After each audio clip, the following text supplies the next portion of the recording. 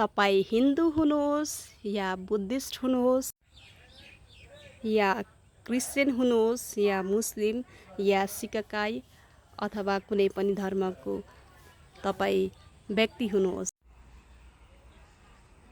धर्म फरक भए तापनि हरेक धर्मको एउटै सार हुन्छ।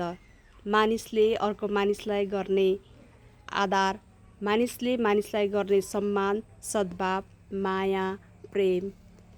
मैले चाहिँ धर्मको बारेमा यही बुझेको छु। हजुरले के बुझ्नु भएको छ? हरिशयनी एकादशीको यहाँहरू सम्पूर्णमा हार्दिक मङ्गलमय शुभकामना गर्दछु। भगवान विष्णु र लक्ष्मी माताको यहाँहरू सम्पूर्णमा सदैव कृपा बनिरहोस्। ओम नमो भगवते वासुदेवाय नमो नमः।